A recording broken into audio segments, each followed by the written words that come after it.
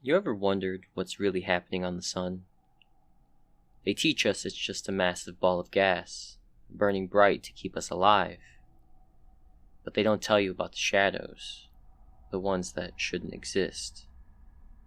I've seen them. They're not shadows at all. They're something else. And now, I'm not sure if the sun is our lifeline or our executioner. My name is Dr. Emily Voss, and I was a part of the Helios observation team. We were stationed on a solar research satellite orbiting close to the sun, tasked with studying its magnetic fields and solar flares. Life on the station was cramped and hot, even with all the insulation. The hum of machinery never stopped, and the constant red glow outside gave everything an eerie tint.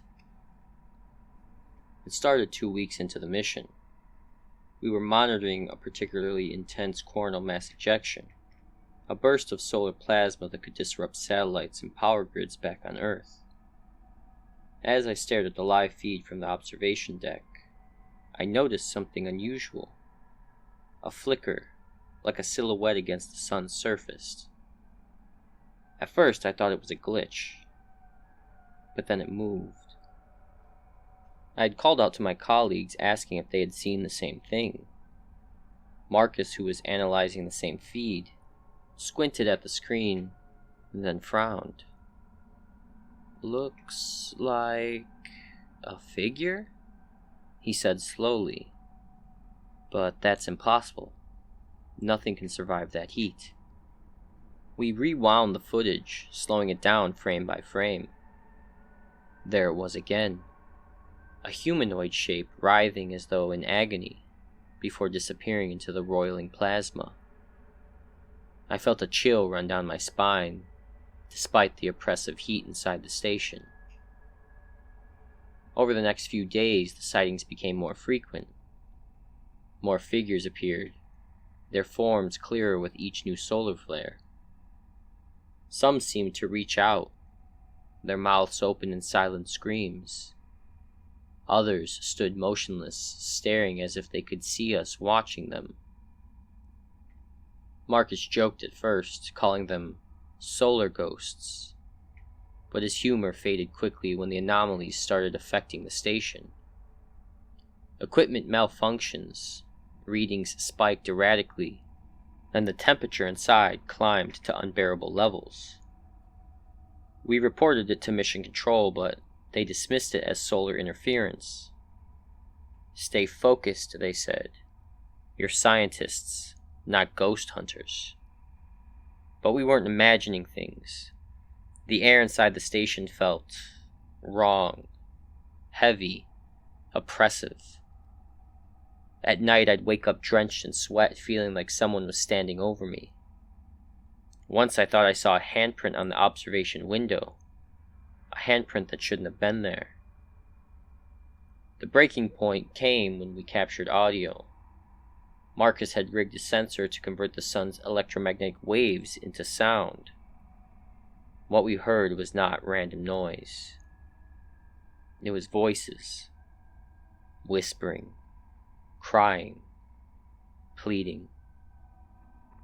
"Let us out," one voice said, clear as day. "They're suffering," Marcus muttered, his face pale. Whatever they are, they're trapped." We argued about what to do. Marcus wanted to dig deeper, to uncover the truth. But I wasn't so sure. The more we interacted with the phenomenon, the worse things got. Our food supplies spoiled, the air filters clogged with an unknown black residue, and then there were the hallucinations. I started seeing the figures outside, even without the feed. They'd appear for just a moment, their forms flickering against the sun, before vanishing. Marcus claimed he heard one of them speaking directly to him in his sleep. He stopped eating, stopped sleeping, and spent all his time in the observation deck staring at the sun. "They're ancient," he said one night, his voice trembling. Older than the earth. Older than the sun itself. The sun isn't just a star, Emily. It's a prison. The next day, Marcus was gone. I woke up to find his bunk empty, his gear untouched. Panicking, I searched the station, but there was no trace of him. And then I saw it. His face pressed against the observation window, staring at me from the outside. His eyes burned with the same light as the sun, and his mouth moved silently, forming words I couldn't hear. I'm alone now. The station is failing. The whispers are constant, louder than ever. They tell me the same thing over and over. Join us. Set us free. This will be my final transmission. The station is drifting closer to the sun, pulled by its gravity. I can feel the heat seeping into my bones, changing me. My skin is blistering, cracking, and beneath it, I can see light. I'm not afraid anymore. I understand now. The ghosts aren't trapped. They are the sun. And soon, I will be too. They say that space is silent. That's a lie. I've been out there, beyond the noise of Earth, beyond the pull of gravity, and I've heard things that don't belong in the void. But nothing prepared me for the artifact. It showed me wonders, horrors, and truths too vast for a human mind to bear. It also took something from me, something I'll never get back. My name is Captain Leanders, and this is my confession. It was supposed to be routine. The Erebus, my ship, was conducting a debris survey in the Kepler belt. Deep space missions like this are monotonous. Scan, collect, report. I've been awake for 15 hours straight, staring at monitors, when I saw it. Fragment on the radar, drifting alone. At first I thought it was an asteroid, but its shape, it was unnatural. I suited up for an EVA. The object was small, maybe the size of a basketball, but its surface was covered in intricate carvings, symbols that seemed to shift when I looked away. It emitted a faint, pulsating light, like it was alive. I should have left it alone. I should have radioed it in and waited for backup. But curiosity got the better of me, so I brought it aboard. The first time it happened, I was asleep. I saw cities made of crystal, floating islands, oceans that boiled under twin suns. Each vision was more vivid than the last, like I was actually there. When I woke up, my hands were trembling, and I felt changed, lighter, almost euphoric. Over the next few days, I became obsessed. I couldn't stop staring at the artifact, touching it, studying it. The symbols glowed when I ran my fingers across them, and I started to understand them as if the knowledge was being uploaded directly into my brain. The artifact was a key, a stellar key, and it could unlock doors to other dimensions. I was certain of it. But each time I used it, the cost became clear. The first sign was my reflection. It started subtly.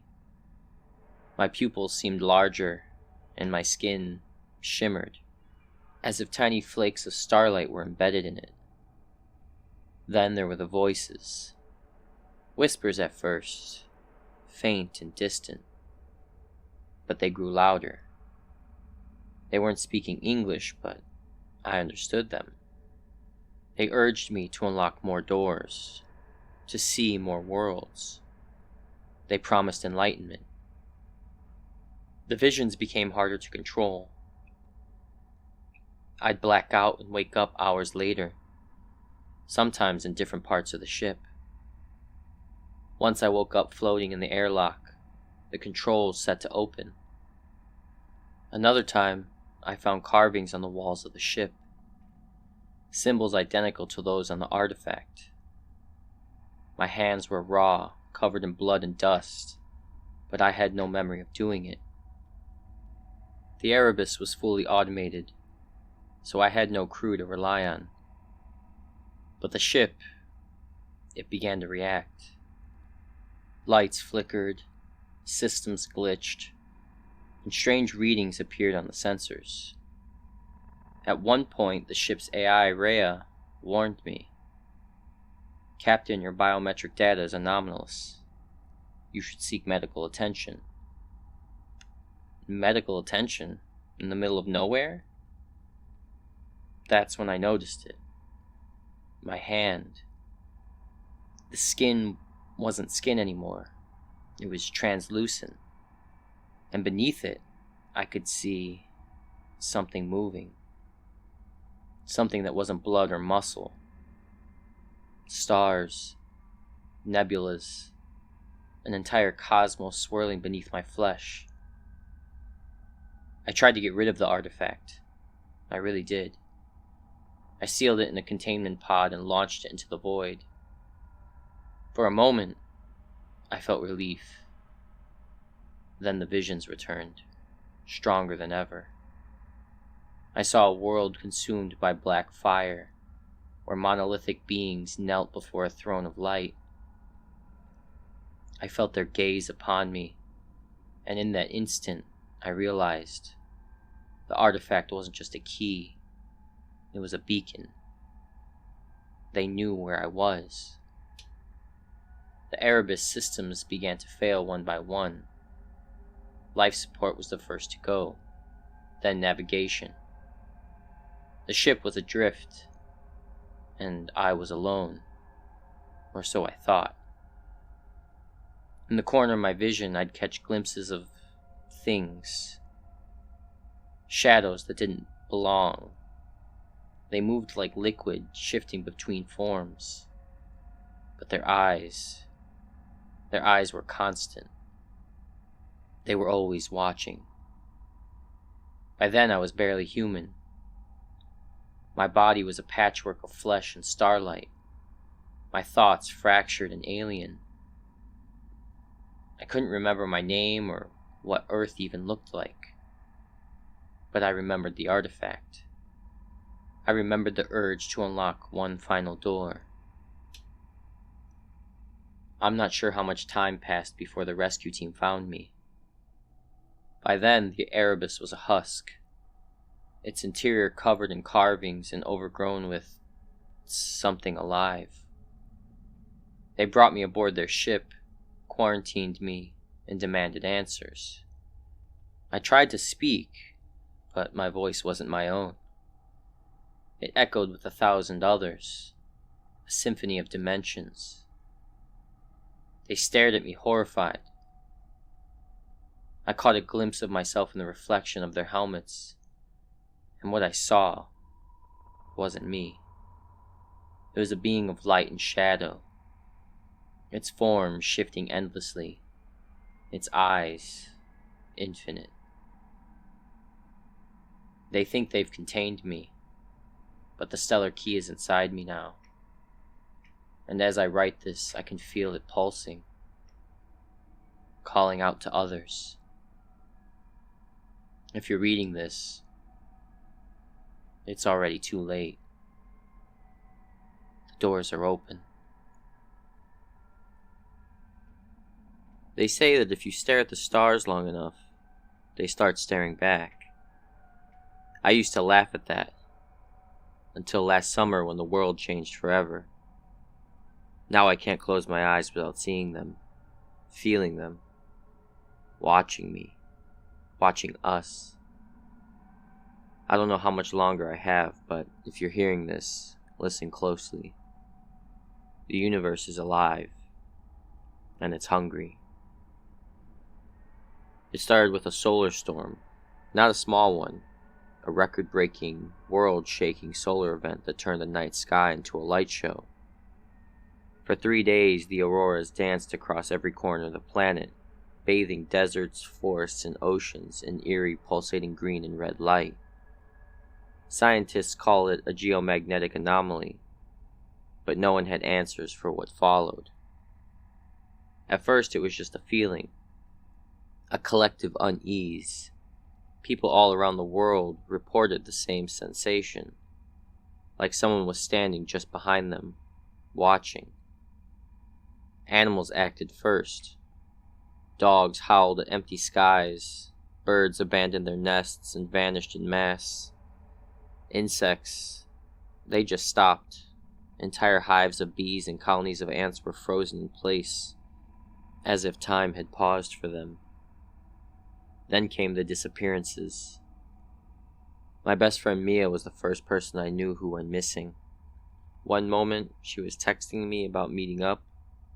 The next, her phone went dead. When I checked her apartment, it was like she'd never existed. No clothes, no photos, no trace. Even the memories felt slippery, as if she were being erased from reality itself. I live in the Arizona desert where the nights are pitch black and the silence can feel infinite. That's where it hit me the hardest. The oppressive heat became unbearable. Not just hot, but suffocating, as if the air itself was pressing down on me.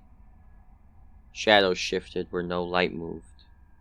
My reflection in the window didn't always match my movements. Once I thought I saw it smile at me. And the whispers, God, the whispers. They started faint, barely audible, like a breeze carrying words. But over time they grew louder, clearer. They spoke in a language I didn't recognize, but somehow understood. I tried to rationalize it. Lack of sleep, stress, heat stroke. But then I found the marks. Scorch marks in the sand outside my house, perfectly circular and radiating outward like ripples in water. One night I stayed awake to watch. Around 3 a.m. the stars shifted, not just twinkling but moving, aligning, forming a giant eye that stared down at me. And in that moment I realized it wasn't just the stars. It was the universe itself, alive and aware, peering into the fragile bubble of our existence. The next day I packed up and headed for civilization. Or so I thought. The roads were empty, the radio static. Every gas station and diner I passed was abandoned, their interiors frozen in time. Half-eaten meals still on tables, cash registers open, but no people.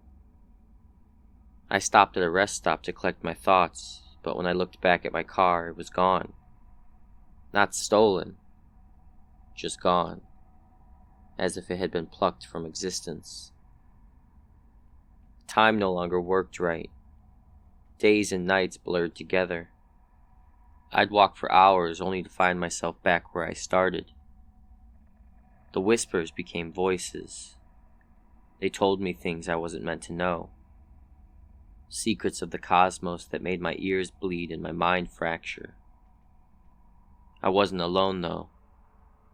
Sometimes I'd see figures, shadowy humanoid shapes that flickered like static, appearing and disappearing in an instant. Once, one of them turned toward me, and I swear I saw galaxies swirling in its eyes. I wasn't sure if they were trying to help me or hunt me, but one night, I got my answer. I had taken shelter in an old motel, its neon light flickering vacancy. Inside, the air felt heavy, as if the universe was pressing against the walls. I turned on the TV, and for the first time in weeks, it worked. The news anchor's face was distorted, pixelated, but her words were clear. You are seen. You are known. Do not resist. The lights went out. The room plunged into darkness, and then I felt it. A presence, vast and incomprehensible, filling the space around me. My ears rang with a deafening hum, and my vision blurred as shapes began to form in the void. An endless spiraling cosmos unfolded before me, and at its center was the eye. It wasn't just watching. It was consuming, dissecting, and rewriting everything it observed. I tried to run, but there was no escape. The walls, the floor, even my own body began to dissolve into particles of light, sucked into the infinite void. And then nothing. Just silence. When I woke up, I was back in my house. The desert was still. The stars were normal. For a brief, blissful moment, I thought it was over. But then I noticed the mirror. My reflection was staring at me, but it wasn't moving. It smiled, and in my own voice it whispered, "You are seen. You are known. And now you belong to us."